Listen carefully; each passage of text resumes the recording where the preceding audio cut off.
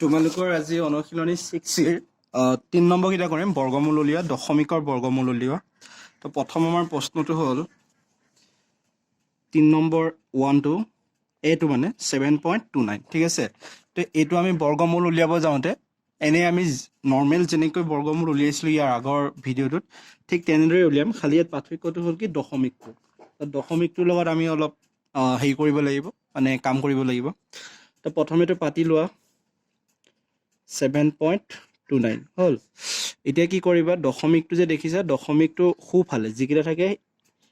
এনেকুৱাকে এটা জোৰ বনাবা এনেকে জোৰ বনাই যাবা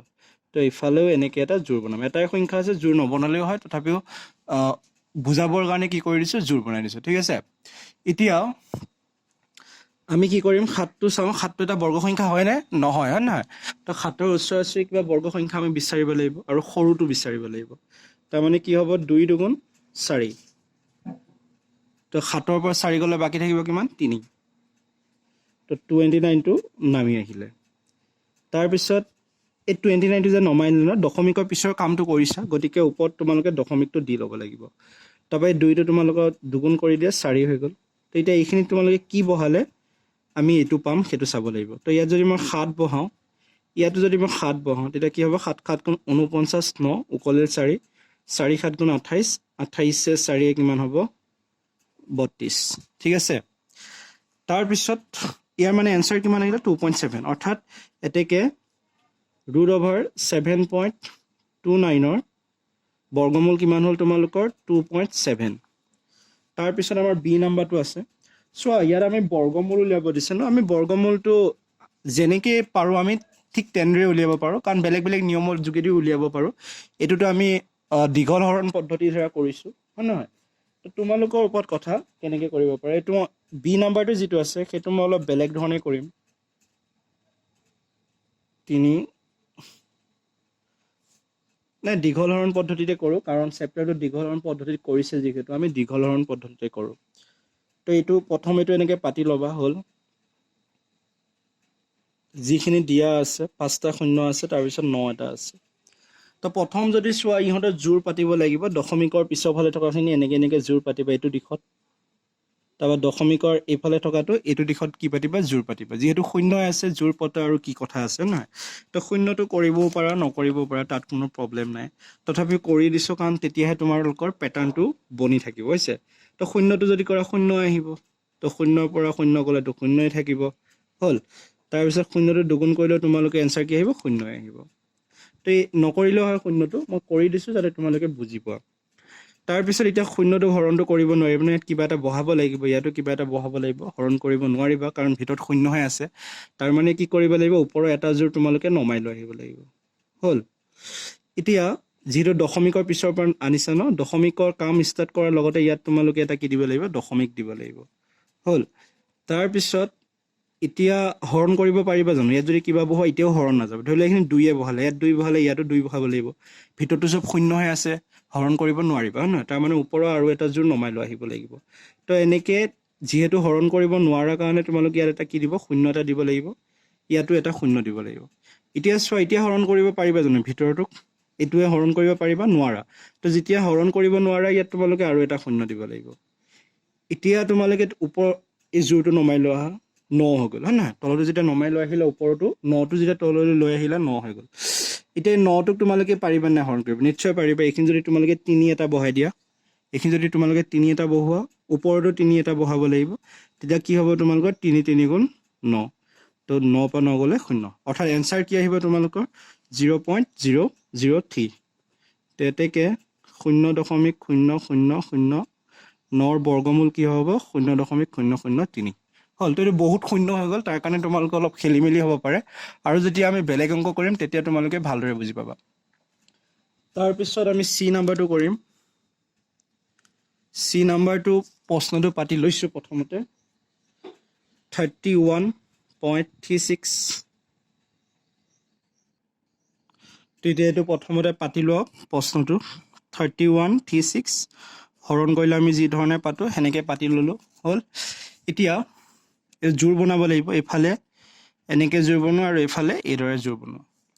31 টো আমাৰ বৰ্গ সংখ্যা নহয় তাৰ ওচৰা-ওচৰি আমি সংখ্যাটো ল'ব লাগিব নহয় যেনে ধৰি লোৱা 5 5 গুণ 25 তো বাকী থাকিব কিমান 6 তাৰপিছত এই 5টো তোমালোকে কি কৰিব লাগিব এতিয়া দুগুণ 5টো দুগুণ কৰাৰ লগত কি হ'ব 10 এতিয়া এই 10টোৱে জানো 6টো হৰণ কৰিব পাৰিবা নোৱাৰিবা ন হয় ন ওপৰতো নমাই লৈ আহিব লাগিব দশমিকৰ এইটো যেতিয়া নমাই লৈ আহিবা ন এতিয়া হৰণ কৰিব পাৰিবা নাই পাৰিবা এই দশমিকৰ পিছৰটো আনাৰ কাৰণে বা দশমিকটোৰ কাম ষ্টাৰ্ট কৰাৰ কাৰণে ওপৰত আমি এটা কি দিব লাগিব দশমিক হল তো এনসাৰ ভিতৰটো হ'ল কিমান 637 ঠিক আছে তো ইয়াত যদি তোমালোকে এতিয়া 6 এটা বহাই চোৱা 6 যদি বহাই চোৱা তোমালোকৰ এনসাৰ কি আহিব 6টো বহাই চোৱা এইখিনিত তো এইখিনিত 6 বহাই দিয়া ইয়াতো 6 বহাই দিয়া 6 6 গুণ 37 আৰু 6 গুণ 6 এইটো কৰি চাবা পূৰণ কৰি চাবা 106 লগত 6 637 আহিব তো বাকি থাকিল 0 তো এতেকে √31.36 ৰ বৰ্গমূল কি হ'ব 5.6 হৈছে তাৰ পিছত আমি কৰিম ডি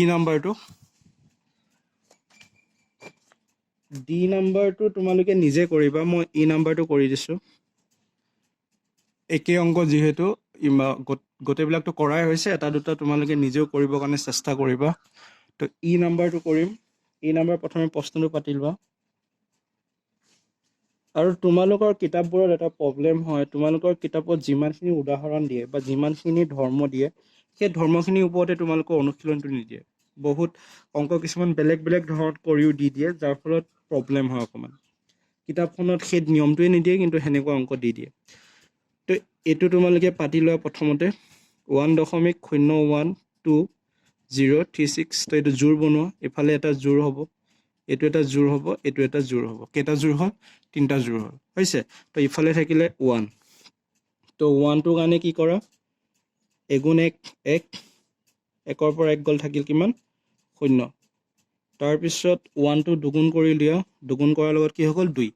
এতিয়া ভিতৰত অকল 0 হৈ আছে 0টোকটো 2 এৰে হৰণ কৰিব নোৱাৰিবা তো ওপৰৰ এটা জোৰ নমাই লৈ আহা যেহেতু দশমিকৰ কাম কৰিছা গতিকে ইয়াত এটা কি দিবা তোমালোকে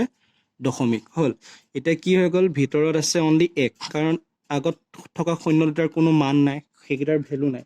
গতিকে অনলি আছে 1 তো ইয়াত আছে 2 হয় নহয় এতিয়া জানো হৰণ কৰিব পাৰিবা ইয়াত যদি কিবা বহু এটা হৰণ যাব জানো নাযায় ন তাৰ কাৰণে কি কৰিব লাগিব ইয়াত এটা 0 দিব লাগিব ইয়াতো এটা 0 দিব লাগিব তেতিয়া তোমালোকে এই 0টো দিলে তোমালোকে এটা জোৰা নমাই লৈ আহিব পাৰিবা তো কি হৈ গ'ল তোমালোকৰ ভিতৰৰ সংখ্যাটো কি হৈ গ'ল 120 এতিয়া কোৱা 120 টোক তোমালোকে 20 ৰে হৰণ কৰিব পাৰিবা জানো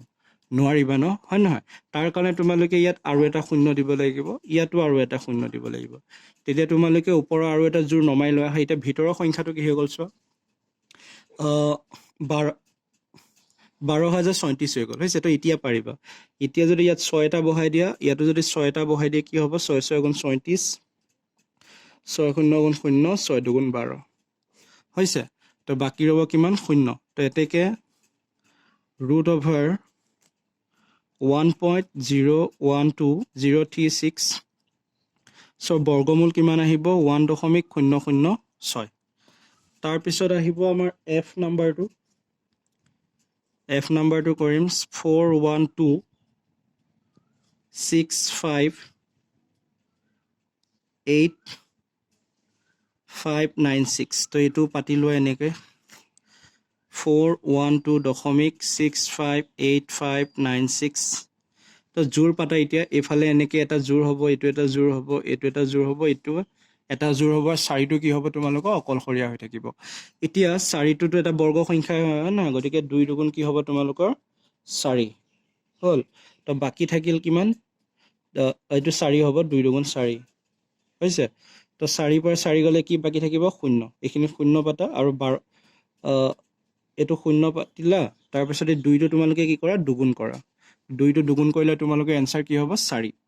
এতিয়া কোৱা তোমালোকে এই 4টোৱে এই 0টোক হৰণ কৰিব পাৰিবা জানো নোৱাৰা ন তো যেতিয়া এনেকৈ হৰণ কৰিব নোৱাৰা হৈ যাব ন তেতিয়া তোমালোকে ওপৰত এটা 0 দিব লাগিব তলতো এটা 0 দিব লাগিব তাৰ পিছত তোমালোকে 12টো নমাই লৈ আহিব পাৰিবা হল 12টো নামি আহিলে কিন্তু এতিয়াও যদি চোৱা এতিয়া হৰণ কৰিব পাৰিবা জানো নোৱাৰা ন তো তাৰ কাৰণে এতিয়া যদি তোমালোকৰ হাতত অপচন কি আছে দশমিকৰ পিছৰটো তোমালোকে নমাই লৈ আহিব পাৰিবা দশমিকৰ পিছৰটো যেতিয়া নমাই আনিবা তাৰ বাবে তোমালোকে ওপৰতে কি দিব লাগিব দশমিক দিব লাগিব হল এতিয়া এইখিনিত তোমালোকে কি বহাব পাৰা 3 এটা বহাই দিয়া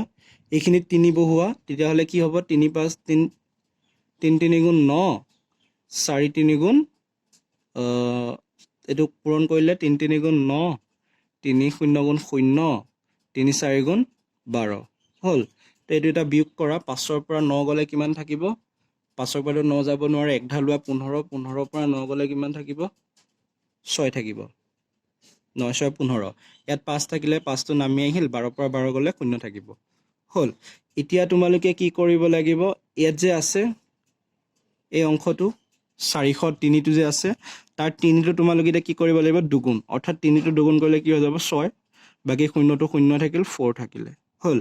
এতিয়া এই ওপৰৰ আৰু এটা তোমালোকে নমাই লৈ আহা এতিয়া তোমালোকে নমাই লৈ আহিব পাৰিবা হৈছে যদি তোমালোকে এই নমাই অনাৰ পিছতো হৰণ নাযায় তেতিয়াহ'লেহে তোমালোকে ওপৰত এটা 0 আৰু ইফালে এটা 0 বহাব লাগিব যদি নমাই অনাৰ পিছত হৰণ যায় তেতিয়াতো কোনো প্ৰব্লেম নাই তো প্ৰেক্টিছ কৰিবা অলপ তো এতিয়া এইখিনিত আমি কি বহাব লাগিব কি বহালে এইটো আমাৰ হৰণ যাব পাৰে তো আমি এইখিনি যদি 1 বহাও ইয়াত 1 বহোৱাৰ লগত এইটো কি হৈ যাব ইয়াতো 1 টা দিব লাগিব তেটো 4001 হৈ গ'ল 4061 লগত 1 পূৰণ কৰিলে কি হ'ব 4061 হ'ল তো বাকি থাকিলে কিমান 5ৰ পৰা 1 গ'লে 4 তাৰ পিছত 8ৰ পৰা 6 গ'লে 2 6 পৰা 6 আহিব 1624 হ'লনে তাৰ পিছত এতিয়া ইফালে তোমালোকৰ কি হ'ব এটো তোমালোকে এতিয়া আৰু দুগুণ কৰিব লাগিব ইয়াত তলত যেটো আছে একটো কি হৈ যাব তোমালোকৰ 2 6 টো তোমালোকৰ 6 থাকিল 0 হ'ব 4 হ'ব হৈছে তাৰ পিছত ওপৰৰ 96 টো তোমালোকে নমাই লৈ আহা 96 টো তোমালোকে নমাই আনিলা এতিয়া যদি তোমালোকে কি কৰা এইখিনি যদি 4 বহোৱা এইখিনি তোমালোকে এটা কি বহাব লাগিব 4 তো কি হ'ব তেতিয়া 4 4 গুণ 16 6 উকলিল 1 4 দুগুণ 8 8 1 9 তাৰ পিছত আকৌ 6 4 গুণ 24 4 উকলিল 2 তা 0 4 গুণ 0 0 2 0 4 4 গুণ কি হ'ব 16 তো বাকি থাকিব কিমান 0 তো বাকি যেতিয়া 0 থাকি যাব তেতিয়া আমাৰ এনসাৰটো ওলাই যাব তাৰ মানে এই গোটেই সংখ্যাটো বৰ্গমূল আমাৰ কিমান ওলাব বৰ্গমূল হ'ব 20.314 হ'ল তাৰ পিছত আমি কৰিম জি নাম্বাৰটো হ'ল 1.69 divided by 1764 দশমিক হ'ল তো এটো কৰিবৰ কাৰণে আমি কি কৰিম দশমিক কিটা যদি চোৱা ইফালে দুটা অংক এৰি দশমিক আছে তলতো দুটা অংক এৰি দশমিক আছে গতিকে আমি দশমিকটো ক্যান্সেল কৰিব পাৰো এটো আমি দীঘল হৰণ পদ্ধতি নকৰো এটো আমি বেলেগ এটা মেথডত কৰিম যেটো আমি বৰ্গমূল ইমান দিনে উলিয়াই আহিছো সেইটো মেথডত কৰিম তো ইয়াত যদি আমি চাও 169 টো 13 পূৰণ 13 লিখিব পাৰো আৰু 1764 টো আমি 42 পূৰণ 42 লিখিব পাৰো তো তেতিয়া হলে আমি এটো লিখিব পাৰিম 13 স্কয়াৰ আৰু এটো লিখিব পাৰিম 42 স্কয়াৰ তাৰ পিছত এটো হৈ যাব এনেকুৱা হোল স্কয়াৰ তো এটা বৰ্গমূল উলিয়াব দিয়া কাৰণে ৰুট অভাৰ দি দিয়া 13/42 হোল স্কয়াৰ স্কয়াৰ এটো ক্যান্সেল গল তো বাকি থাকিব কিমান 13/42 তো এটো হ'ব তোমালোকৰ বৰ্গমূল তো ঠিক তেনেদৰে আমি তলৰ সেকেন্ডটো কৰিব পাৰো h নাম্বাৰটো যদি আমি চাও h নাম্বাৰটো আমাক কি দিছে 0.36 divided by 0.0000 sorry হল তো মই অলপ আগতে কৈছো অকল যে দীঘল হৰণ পদ্ধতিয়ে কৰিব লাগে তেনেকুৱা নহয় আমি এই ধৰণেও বৰ্গমূল উলিয়াব পাৰো ওপৰৰ কিটাও আমি এই ধৰণে উলিয়াব পাৰো তো আমি 37 টো যদি দশমিক কিটা নোহোৱা কৰো আমি এটো এনেকুৱাকে লিখিব পাৰিম তলত 100 এটা আহি যাব তাৰপাছত এটো যদি নোহোৱা কৰিব বিচাৰ 4 divided by কি হ'ব তোমালোকৰ 1 2 3 4 5 6 ছটা শূন্য আহি যাব এইটোটো গম পোৱা চাগে দশমিকৰ পৰা আমি কলৈ আনিছো ভগ্নাংশলৈ আনিছো এতিয়া কি হ'ব 36 টো আমি লিখিব পাৰিম এনিচিনাকৈ 10 to the power -2 4 টো আমি লিখিব পাৰিম 10 to the power -6 তো এতিয়া 36 divided by 4 এটো যদি এনে উপলে লৈ যোৱা তোমালোকৰ থাকিব 10 to the power +4 এতিয়া এটো ৰুট অভাৰ লোৱা ৰুট অভাৰ ললে 36 টো তোমালোকে লিখিব পাৰিবা 6 স্কয়াৰ 4টো লিখিব পাৰিবা 2 স্কোৱাৰ্ড এইটো লিখিব পাৰিবা এনেকৈ লিখিব পাৰিবা তাৰপিছত স্কোৱাৰ কেইটা চবতে কেনচেল যাব